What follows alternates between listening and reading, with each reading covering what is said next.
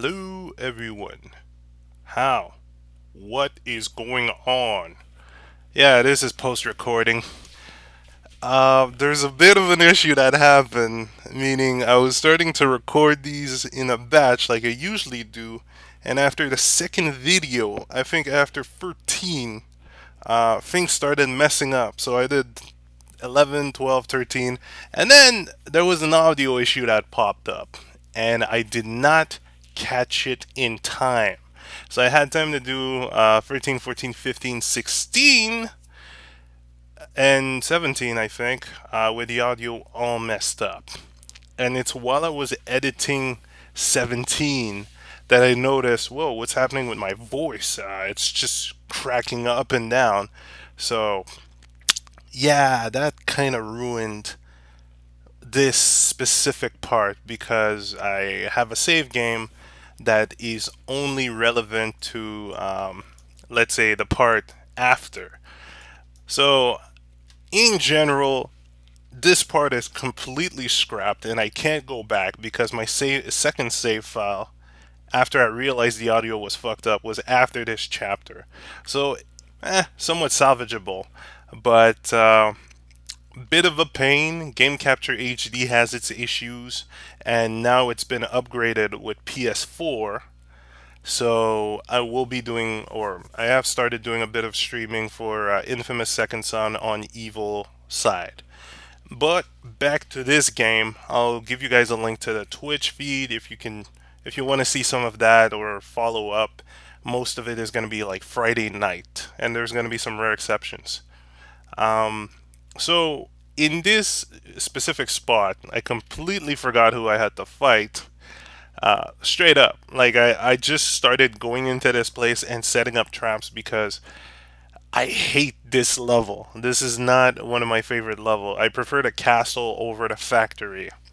But my one-two punch for the factory is either dropping everyone into the lava or just having cheap corner traps at the beginning of the game.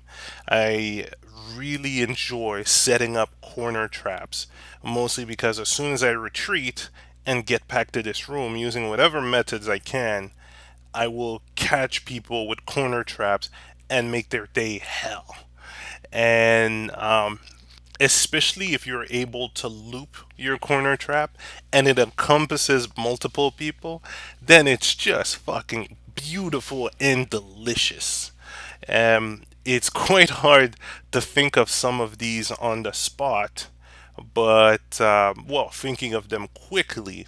Yet, this is a game where speed is not, unless you're doing an execution, when it's time to plan your traps, you don't have any time limit. So most of the times you want to take your time, figure out a good set of traps, and see all the available options you got. But for recording purposes, I can't spend those like 5 minutes figuring things out, and I usually have to rush things out, which pulls off. Sometimes it goes well. Many times you've seen there's a lot of failure, but with failure you learn and then you double back with, let's say, um, a contingency method, either a blast bomb to get away. Whoever passes your traps or your set that doesn't hit, you always set up a contingency method to slow people down while you're escaping. Or you can always use the paralyzing wave. It's another great set of skill that you can purchase with limited use, but you can use an abuse of it to retreat, or you can use it offensively to keep people stunned in your traps so that you can just continue a setup or continue your combo or just plan for an environment trap as well. This is another great thing because the AI, from what I've noticed, the AI is much better than the previous games, and they know not to set foot in certain areas with environment traps, or they know how to dodge specific traps. The game's level or difficulty spikes is great in such sense where you think you're in control most of the times, but as you saw, you get a person that has multiple combos, and they corner trap you with someone else that has an element that can hit or stun lock you, like ice or fire, where you can't use your traps while you're burning, or even dark that just messes your vision all over, then there goes your chances. And if they stun lock you long enough, then you die, and you got to restart the entire encounter. And this is gonna piss off a lot of people. I mean, especially seeing the fact that you can't know or expect every traps you will need to bring in a specific situation. And some of your traps are rendered useless. Like right now, the fireball, completely useless to me. Thank God I switched it out after a while. But I kept thinking, okay, I can do something with fireball and oil. It's going to do more damage. But the setup takes so much time. And to a certain degree, instead of dropping the oil vase on top of the person, you can simply smash it before they come so that they slip and they still get oil. But again, the fireball only hits high. So you got to make sure that they get back up, and I think you lose your combo at that point. So if you want to do this kind of combo, then I fucking like this one. It's too bad I only have like one contingency method, and it's the number five, and I don't even think I use it correctly because of that long range douchebag with the shock mode. You gotta watch out. Those troopers are a whole other deal. It's quite amazing.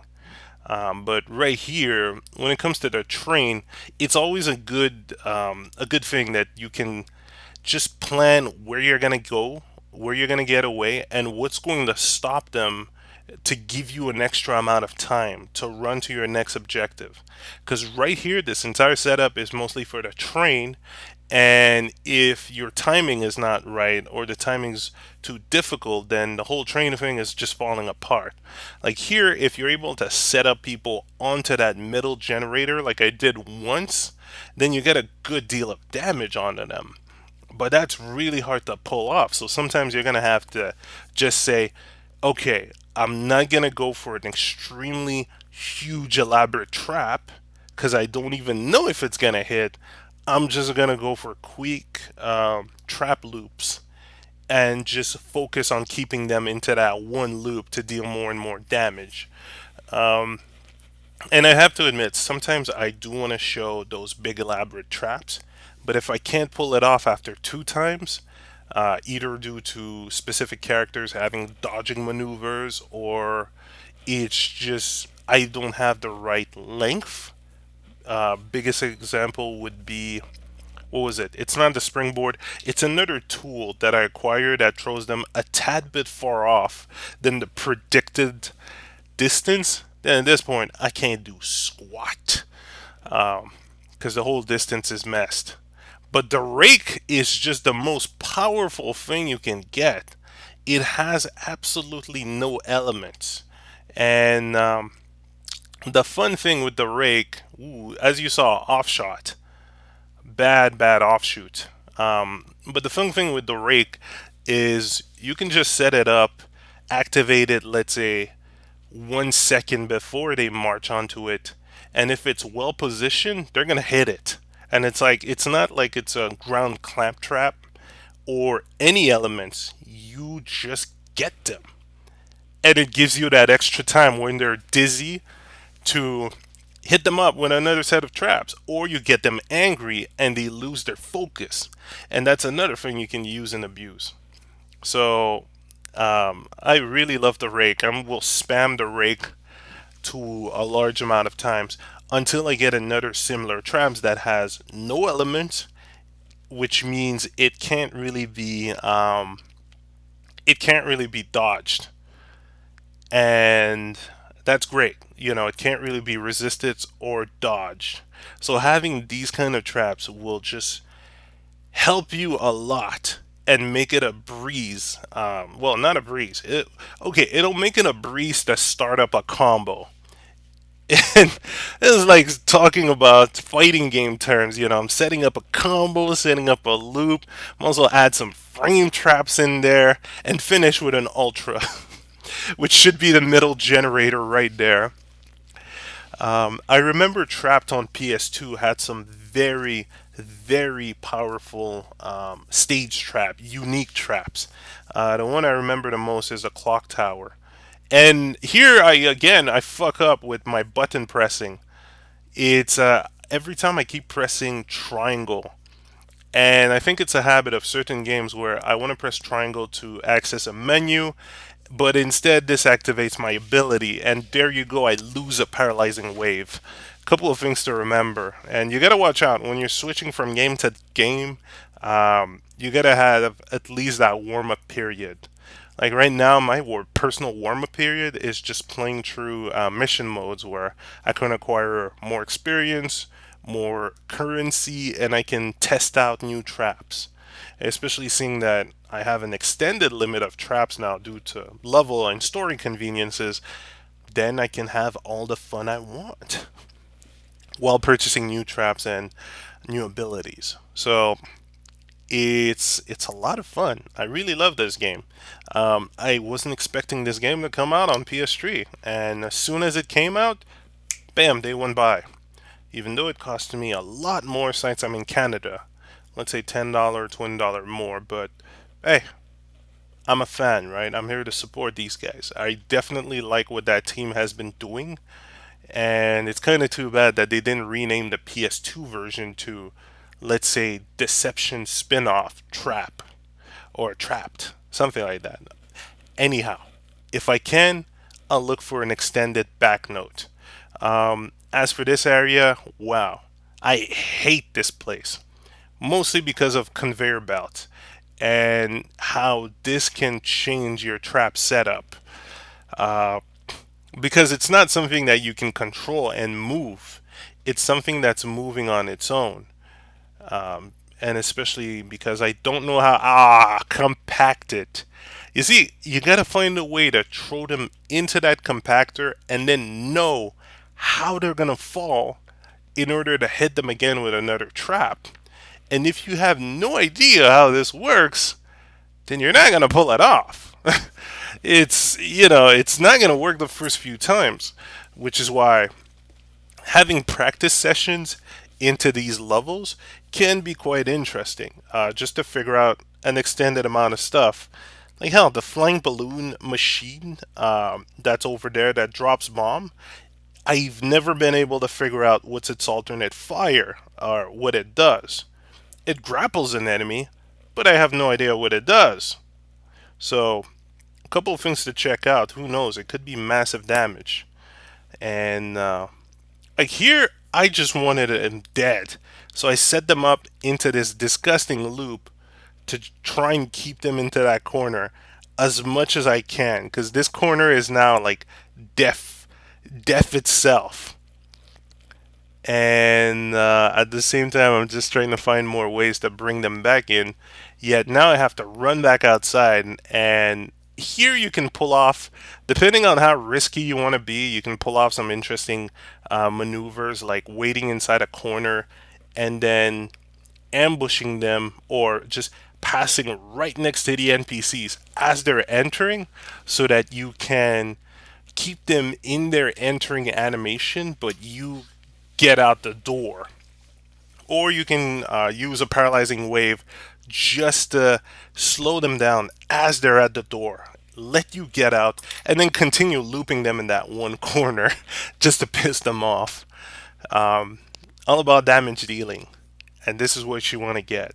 And right now, I kind of got fed up with the whole conveyor belt thing, so I just tried to do corner loops in case I could get them and add some more damage if I pass into this area because it's kind of like playing hide and seek in a sense.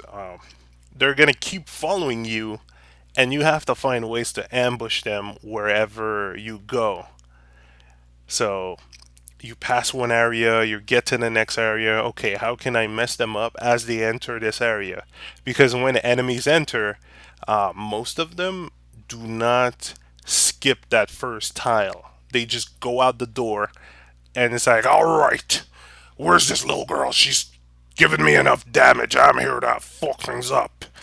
Which is why, as soon as they pop in, well, like right here, I fucked up. So I'm gonna try to compensate with just having this other guy getting damage and trying to keep up with all the damage I'm pulling off.